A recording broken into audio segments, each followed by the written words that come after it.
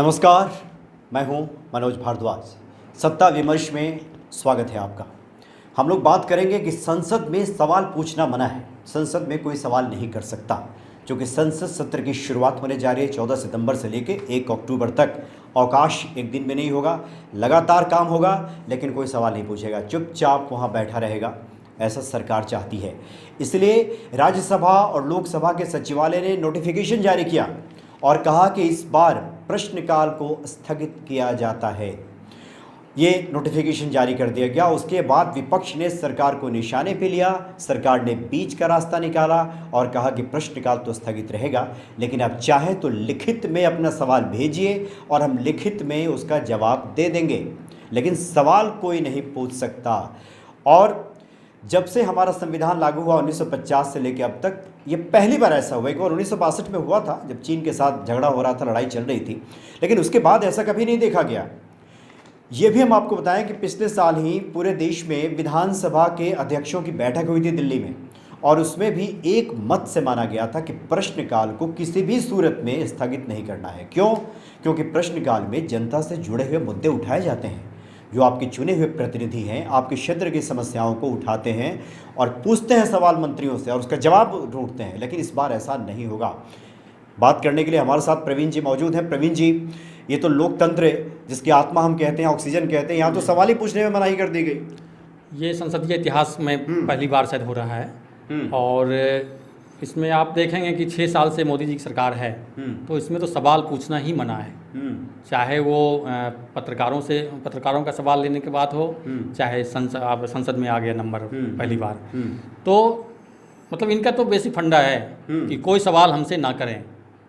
हमारे पास बहुमत है, पूर्ण बहुमत है, तो इसलिए हम जैसा कर रहे हैं वो जनता तो चाहती है वैसा ही हम कर रहे हैं। मतलब मेरी मर्जी। हाँ, मेरी मर्जी है। मेरी मर्जी मतलब क्या, हम चुनी, जनता ने हमें चुना है, तो हम जो करेंगे वही सही होगा ना।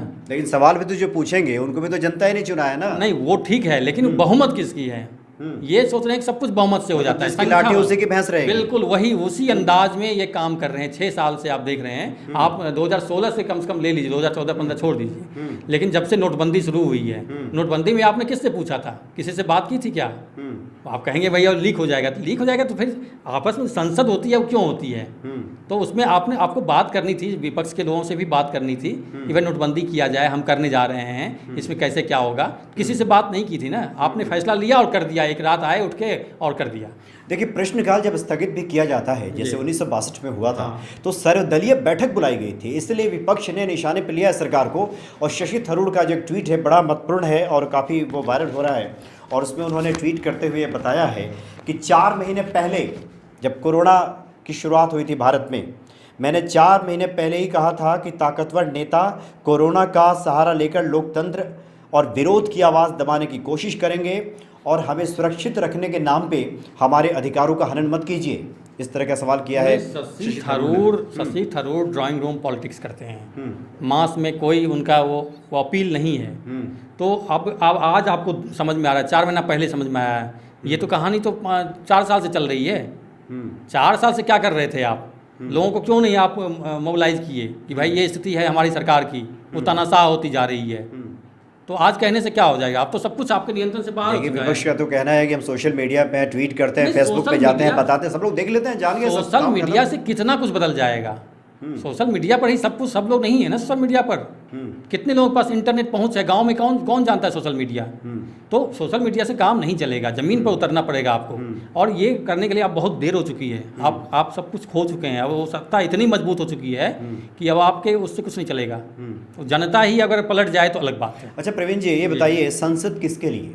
पहला आंसर आता है जनता के लिए, दूसरा आंसर आता है चुने हुए प्रतिनिधियों के लिए, तीसरा अगर उत्तर कोई दे और व्याख्या करके तो कहेगा कि 50% चलिए सरकार अपना काम निपटाएगी और 50% विपक्ष अपना सवाल पूछेगा। वास्तविकता भी यही है। हाँ, तो विपक्ष को जब सवाल पूछने का अधिकार ही नहीं होगा, स्थगित कर दिया जाएगा प्रश्नकाल को, तो फिर विपक्षी वहाँ जाए करेंगे क्या? जाना नहीं चाहिए उनको।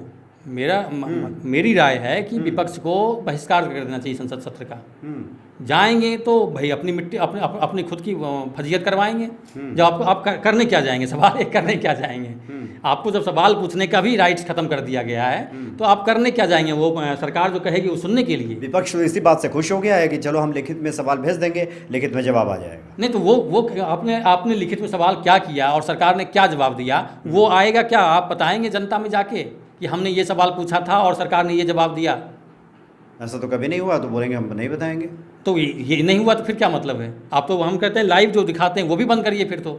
जब लिखित में सब काम होना है तो पहले जैसे सिस्टम था वैसे करिए आप। अच्छा प्रवीण जी बताएं कि आखिर सरकार डर किस बात से रही है कि अगर सांसद वहाँ पे सवाल पूछ देते, पहले तो ये जान लीजिए कि बहुत ही लचर दलील दिया है सरकार ने। सरकार का ये कहना है कि देखिए प्रश्नकाल में कोई प्रश्न अगर पूछेगा तो उससे संबंधित अधिकारियों को ही बुलाना पड़ेगा, मंत्री के साथ साथ बैठाना पड़ेगा और वो मंत्री जी उस अधिकारी से पूछेंगे, ब्रीफिंग करेगा, वो अधिकारी ब्रीफ करेगा, उसके बाद वो जवाब देंगे।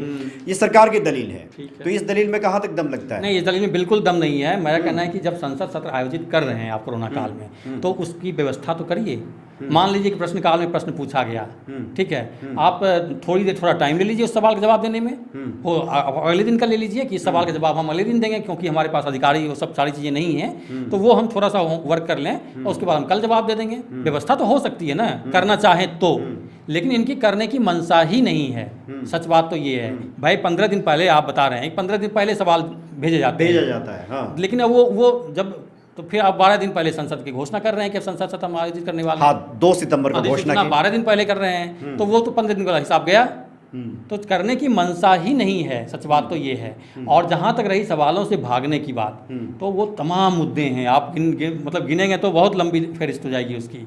आप सबसे बड़ा मुद्दा तो कोरोना काल का है। कोरोना में लॉकडाउन और अनलॉक दोनों चीज़ें सवाल, इतने मतलब बड़ा सवाल है सरकार पर कि आप कह नहीं सकते हैं। जब कोरोना केस कम था तो आप कंप्लीट लॉकडाउन था और कोरोना केस आप 80,000 से ऊपर हो चुका है पर डे का, तो आप अनलॉक 4 चल रहा है। तो ये सबसे बड़ा सवाल है आज की डेट में कि ये कौन सा फॉर्मूला है? लोगों को मारने का फॉर्मूला है या उसको जिंदा रखने का फॉर्मूला है? ये सबसे बड़ा सवाल है। सवाल तो बता रहे हैं, आंसर तो दे रहे हैं प्रधानमंत्री, जान भी जहान भी। नहीं तो वो कब के कहे, कब बोले थे जान है जहान है? उसके बाद आप बोल रहे हैं, वो अब तो बोल ही नहीं रहे हैं। नहीं, जान है जहान है तो उन्होंने शुरू में कहा था, शुरू में जब लॉकडाउन करना था, जब खोलना था तो उन्होंने कहा जान भी जहान भी। नहीं, वही मैं कह रहा हूँ कि आज की डेट में क्या हो रहा है फिर? लोग तो पर डे 1000 लोग मर रहे हैं। वो कोरोना की वजह से मर रहे हैं, वो सबको उसको कोरोना में समेट दिया जा रहा है, पता नहीं। लेकिन मतलब लोग तो मर रहे हैं 1000 पर डे। आंकड़ा तो यही आ रहा है, कोरोना से मर रहे हैं। सरकार का जो आंकड़ा है कि 80,000 पर डे केस और 1000 लोग रोज मर रहे हैं। तो ये तो सरकार ही कर रही है ना। तो भाई नुकसान तो हो रहा है ना जनता का।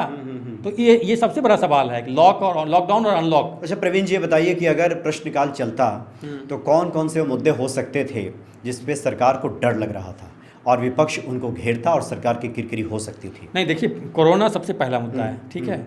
उसके बाद इंडिया चाइना में जो तनाव चल रहा है, ये दूसरा मुद्दा होगा। तीसरा मुद्दा ये बेरोजगारी का क्या निदान है? कोई निदान है भी? कोई रोड प्लान है आपके पास? नहीं है। और ये जीडीपी की देख रहे हैं, अर्थव्यवस्था, भारत की अर्थव्यवस्था माइनस में चली गई है, ठीक है।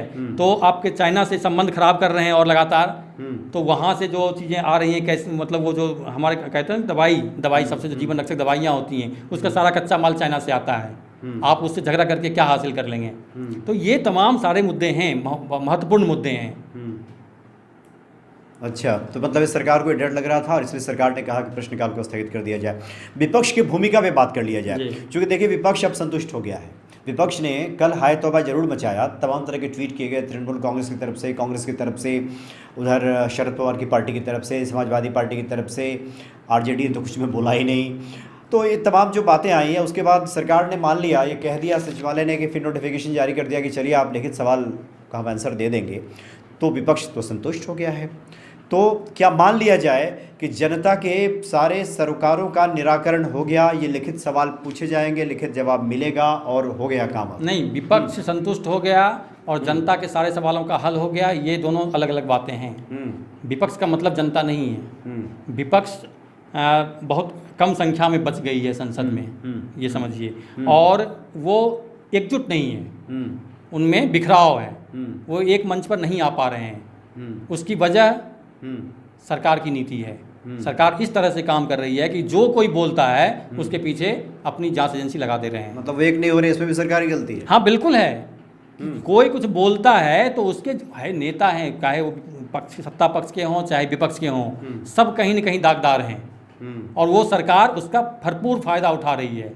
जो मतलब विपक्ष बोलेगा नेता उसको उसके पीछे लगा देंगे। अब राहुल गांधी का कुछ है ही नहीं तो उसको कहाँ क्या कैसे क्या करेंगे? अकेला बोल रहे हो, अकेला बोलने से क्या कर लेंगे वो? नहीं, राहुल गांधी टिक के तो खेलते भी नहीं है ना। टिक के खेलने वाले लगातार बोल तो रहे हैं ना। आप देखिए कोरोना का केस 30 जनवरी से लगातार वो ट्वीट करते रहे। ट्वीट ही हथियार है आज की डेट में तो इनके पास, लॉकडाउन होने के बाद तो वो ट्वीट कर रहे हैं, बोल भी रहे हैं, ठीक है। कोई सुनवाई नहीं हो रही है। वो लगातार इंडिया चाइना पर बोल रहे हैं और भारतीय अर्थव्यवस्था पर लगातार, ये 3 मुद्दे लगातार बोल रहे हैं, लेकिन कोई आपको इवन कांग्रेस का नेता भी उनके ट्वीट को रिट्वीट नहीं करता है।